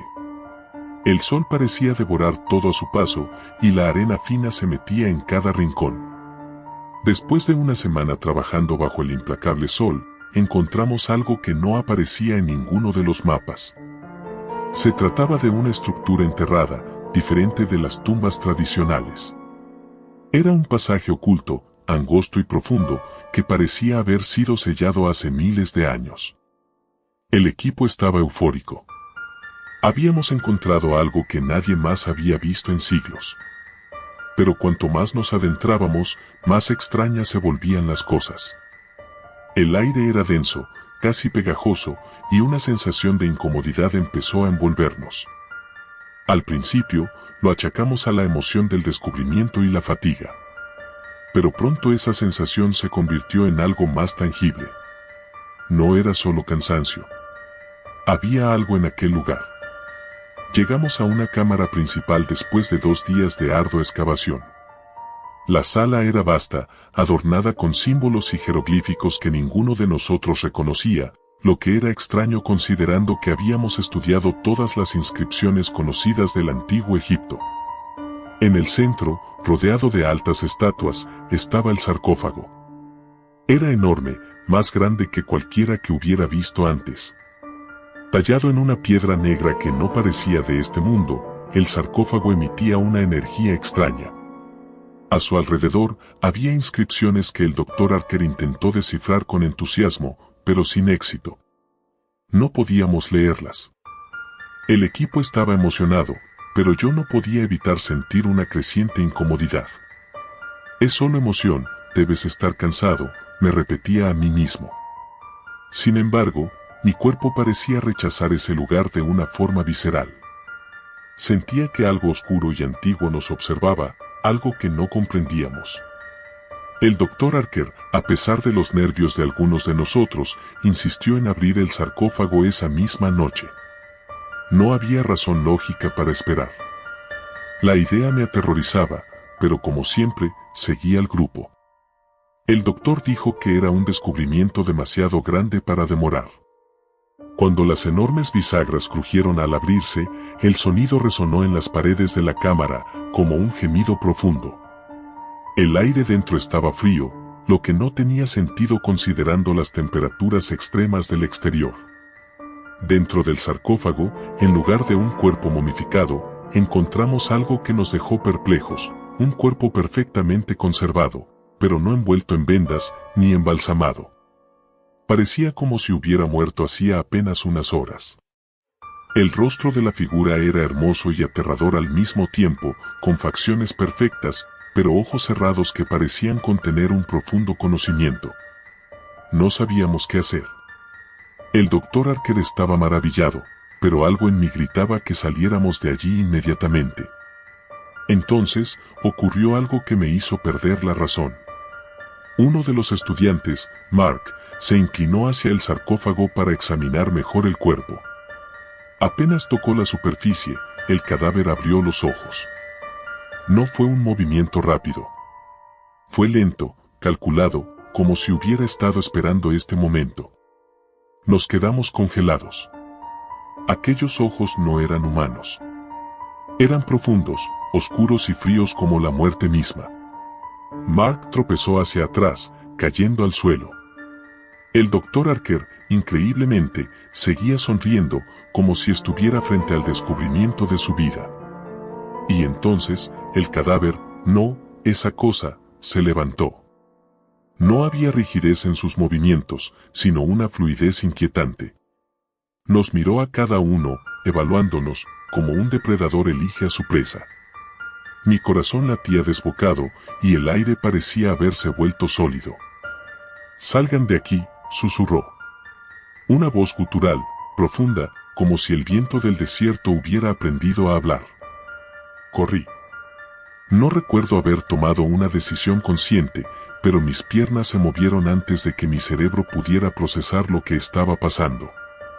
No fui el único. Varios de mis compañeros también huyeron, tropezando entre los túneles, sin siquiera saber hacia dónde íbamos. Pero el doctor Archer no se movió. Él se quedó allí, maravillado, mirando a la criatura como si estuviera hipnotizado. No sé cuánto tiempo corrimos. Los pasillos parecían interminables y a cada paso sentía que algo nos seguía. Era como si el propio aire hubiera cobrado vida, persiguiéndonos. Finalmente, encontré una salida, un estrecho agujero por el que apenas cabíamos. Salí al exterior, jadeando, con los pulmones quemando por la falta de aire. Los pocos que lograron salir conmigo estaban en shock. Mark no estaba entre nosotros. Tampoco el doctor Archer. No podíamos regresar por ellos. Ninguno de nosotros tenía el valor de hacerlo. Nos quedamos fuera, observando la entrada de la tumba con una mezcla de horror y alivio por haber escapado. Pero algo en mí sabía que esto no había terminado. Esa noche, mientras intentábamos comunicarnos con la universidad y las autoridades locales, ocurrió algo que ninguno de nosotros había anticipado. La criatura había salido también. Lo supimos porque Mark apareció de repente, caminando hacia nosotros desde la entrada del túnel, pero algo en él no estaba bien. Se movía de forma extraña, rígido, como una marioneta. Sus ojos no eran los de Mark. Estaban vacíos, oscuros, como los de la criatura que habíamos despertado. «Ayúdenme», dijo con una voz hueca, sin emoción. Nadie se movió. Sabíamos que no era Mark, no del todo. Y entonces, lo que alguna vez había sido nuestro compañero se desplomó en el suelo, inerte, como si una cuerda invisible que lo mantenía de pie hubiera sido cortada. Esa noche fue la más larga de mi vida. Nos refugiamos en nuestras tiendas de campaña, escuchando los sonidos del desierto y esperando que no ocurriera nada más. Pero, inevitablemente, el amanecer trajo más horror. El Dr. Harker no apareció. Al día siguiente, enviamos un equipo de rescate. Lo encontraron en la cámara junto al sarcófago, pero lo que describieron fue suficiente para provocarme pesadillas el resto de mi vida. Estaba de pie, inmóvil, sus ojos abiertos pero vacíos, igual que los de Mark. No había señales de la criatura. Las autoridades cerraron la tumba, sellándola una vez más, y nosotros fuimos enviados de regreso a nuestros hogares. Nos ordenaron no hablar de lo ocurrido. Dijeron que era por nuestro bien. Que el mundo no estaba preparado para conocer lo que había allí abajo. Pero algo me dice que no lo sellaron del todo. Que algo quedó suelto. Desde entonces, he tenido la misma pesadilla todas las noches, esos ojos oscuros, observándome, esperando el momento adecuado para volver a abrirse. Lo peor de todo es que, a veces, despierto en medio de la noche, sintiendo que alguien me observa. Sé que no estoy solo, aunque no vea nada en la oscuridad. Algo me sigue, algo que debería haber quedado encerrado en aquel sarcófago. Y sé que, tarde o temprano, vendrá por mí también. Al final, he llegado a comprender que algunas tumbas deben permanecer selladas. Algunas puertas no deben abrirse, y hay secretos que es mejor no desenterrar. Porque lo que descansa en el silencio del sarcófago nunca estuvo realmente muerto. Solo estaba esperando.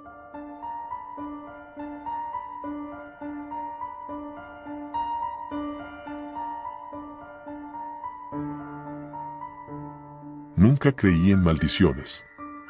Siempre pensé que esas historias eran solo para vender libros de misterios o atraer turistas a ruinas antiguas. Incluso cuando estaba estudiando arqueología, mis profesores hablaban de ellas con una sonrisa irónica, como si fuera parte de la tradición, pero nada más. Hasta que me topé con el sarcófago. Ahí, todo cambió. Mi nombre es Paula, y esta es la historia de cómo una simple expedición arqueológica se convirtió en mi peor pesadilla. Era una tarde calurosa de agosto cuando llegamos al sitio. Un grupo pequeño, 4 personas en total, el profesor Gómez, el jefe de la expedición, Claudia, una estudiante de doctorado que ya había trabajado en varias excavaciones importantes, Alejandro, el experto en conservación, y yo, que acababa de terminar mi segundo año en la universidad. Este era mi primer viaje real al campo, y estaba emocionada de aprender todo lo que pudiera. Nos encontrábamos en Egipto, en una zona cercana a Saqqara, donde el gobierno había aprobado una excavación después de que unos pastores locales reportaran la aparición de un túnel oculto tras un derrumbe. Las autoridades habían investigado y decidido que, efectivamente, podría ser el hallazgo de una tumba desconocida. Y allí estábamos nosotros, listos para abrirla. El primer día fue más de trabajo preliminar que otra cosa. Organizamos el campamento y revisamos los registros geológicos. Pero a la mañana siguiente, comenzamos a excavar. Fue alrededor del mediodía cuando la pala de Alejandro golpeó algo sólido bajo la arena. Al principio pensamos que sería una roca, pero al despejar más el área, vimos que era una entrada sellada. Un portal de piedra, decorado con jeroglíficos apenas visibles por el paso del tiempo, pero no tan deteriorados como para ser irreconocibles. Claudia y el profesor Gómez se emocionaron, y con razón. Algo nos decía que esta tumba no había sido tocada en milenios. Lo que descubrimos dentro era aún más sorprendente. Bajamos con cuidado por un pasillo de piedra hasta una cámara amplia, oscura y fría, que se extendía más allá de la luz de nuestras linternas. Estaba casi vacía, salvo por un gran sarcófago de granito negro en el centro de la sala, de apariencia imponente. No tenía los ornamentos dorados que suelen encontrarse en las tumbas de faraones, pero su diseño era intrigante. Parecía más antiguo que cualquier cosa que hubiéramos visto antes, más rudimentario y, de alguna manera, más oscuro. «Debe haber algo importante aquí», murmuró Claudia mientras inspeccionaba las inscripciones. Yo me acerqué al sarcófago, fascinada. No soy una experta en jeroglíficos, pero las inscripciones que cubrían la piedra no parecían del todo egipcias. Las formas eran más toscas, casi primitivas, como si hubieran sido grabadas con prisa o con furia. Sentí un escalofrío recorrerme la columna vertebral y retrocedí instintivamente. «No reconozco este tipo de trabajo», dijo Alejandro, visiblemente confundido. «Esto no es algo que se encuentre normalmente». El profesor Gómez asintió, más emocionado que preocupado. «No hay duda de que esto es único. Tenemos que abrirlo». Algo dentro de mí gritaba que no debíamos hacerlo, pero ¿quién iba a escuchar a un estudiante de segundo año? Además, mi racionalidad me decía que no había nada que temer.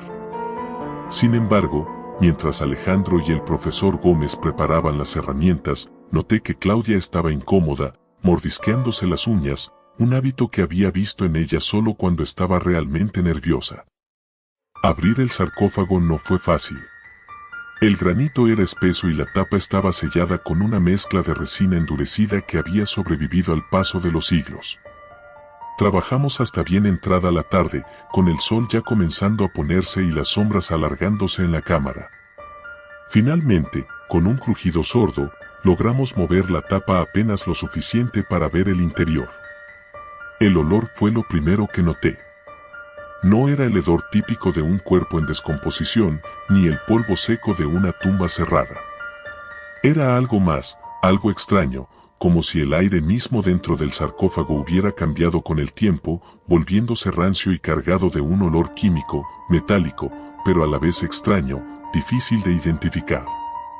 «Dios mío», murmuró Alejandro, encendiendo una linterna más potente y apuntando hacia el interior. Esperábamos encontrar una momia, tal vez un faraón olvidado o un noble enterrado en secreto. Pero lo que había dentro era algo diferente. Algo que, en ese momento, no comprendimos. El cuerpo estaba envuelto en tiras de lino, sí, pero no era un humano. O al menos, no lo parecía. Era más delgado, los huesos parecían demasiado largos y las extremidades estaban torcidas de una manera antinatural. Y la cara, no había una cara. No quedaba más que un agujero profundo donde debería haber estado el rostro. El silencio cayó sobre nosotros mientras todos tratábamos de procesar lo que estábamos viendo. ¿Qué es esto?, dijo Claudia, dando un paso atrás. El profesor Gómez parecía fascinado. Se inclinó sobre el borde del sarcófago, susurrando para sí mismo palabras que no pude entender. Alejandro, sin embargo, retrocedió, claramente incómodo. «Esto no está bien», dijo, apagando su linterna. «No deberíamos estar aquí». Yo también sentía lo mismo. Algo en el ambiente había cambiado. La temperatura había descendido drásticamente y una sensación de opresión llenaba el aire. Intenté calmarme, recordándome que solo eran nervios, pero cuanto más tiempo pasaba en esa cámara, más sentía como si algo estuviera observándonos. Fue entonces cuando el profesor Gómez decidió tocar el cuerpo. Todo ocurrió en un instante. El profesor se inclinó sobre el sarcófago, extendiendo la mano para tocar el lino polvoriento que envolvía a la criatura. Al hacerlo, hubo un crujido, como si los huesos de la criatura se estuvieran rompiendo o reajustando. El aire en la cámara se volvió más pesado, como si algo invisible nos envolviera. De repente, el cuerpo se estremeció. Fue un movimiento leve, casi imperceptible, pero lo suficiente para que todos lo viéramos. Claudia gritó, y Alejandro dio un paso atrás, tropezando con sus propios pies y cayendo al suelo. ¿Qué fue eso?, gritó Claudia, con los ojos desorbitados. El profesor Gómez, sin embargo, no se inmutó. Parecía hipnotizado por la criatura, completamente ajeno a lo que estaba ocurriendo a su alrededor. Lo llamé, pero no respondió. En lugar de eso, continuó murmurando en voz baja, cada vez más rápido, mientras se inclinaba más cerca del sarcófago. De repente, la linterna de Alejandro se apagó. Quedamos en la oscuridad por un momento eterno, y en ese instante, sentí que algo estaba mal. Como si hubiera una presencia en la habitación con nosotros, algo que no pertenecía a este mundo. Luego, la linterna volvió a encenderse, parpadeando, pero lo suficiente para que viéramos que el cuerpo en el sarcófago ya no estaba en la misma posición. Algo lo había movido. El terror fue inmediato. Quise correr, salir de esa maldita tumba y no mirar atrás. Pero el profesor no se movía. Permanecía allí, inclinado sobre el sarcófago, inmóvil, como si estuviera en trance. Lo llamé una vez más, esta vez con más fuerza, pero no respondió. Solo entonces me di cuenta de que algo más estaba ocurriendo. La criatura se estaba moviendo. Lentamente, los vendajes comenzaron a desenredarse, revelando una piel pálida, casi translúcida, debajo. Las extremidades largas y delgadas empezaron a moverse, como si estuvieran despertando después de siglos de sueño. Y el hueco donde debería haber estado el rostro, algo se movía dentro de él, algo que no debería existir. No sé cómo logré reaccionar. Corrí hacia el profesor, lo agarré por el brazo y tiré de él con todas mis fuerzas. Claudia y Alejandro ya estaban en la entrada de la cámara, gritándome que saliera, pero el profesor seguía sin reaccionar. Finalmente, logré sacarlo de su trance. Sus ojos, cuando me miraron, estaban vacíos, como si hubiera visto algo que no podía comprender. Sin decir una palabra, comenzó a correr hacia la salida conmigo a su lado. Al llegar a la superficie, la noche ya había caído. Los cuatro estábamos aterrados, sin saber qué hacer. Alejandro, el más sensato de todos, Dijo que debíamos informar a las autoridades y cerrar la tumba para siempre. Claudia estaba de acuerdo. Pero el profesor, aunque sacudido, insistía en que debíamos volver. Decía que había algo más que necesitábamos descubrir. Esa noche, no pude dormir. Escuchaba ruidos, como susurros que parecían provenir de las paredes de mi tienda.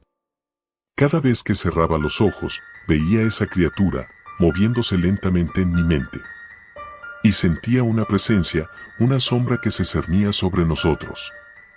A la mañana siguiente, cuando salí de mi tienda, me di cuenta de que el profesor Gómez no estaba en el campamento. Ni Alejandro ni Claudia sabían dónde había ido, pero no tardamos mucho en descubrirlo. Lo encontramos dentro de la cámara, frente al sarcófago, murmurando las mismas palabras que había susurrado el día anterior. Pero esta vez, algo más había cambiado. La criatura, o lo que quedaba de ella, estaba de pie, a su lado. No era un cuerpo inerte.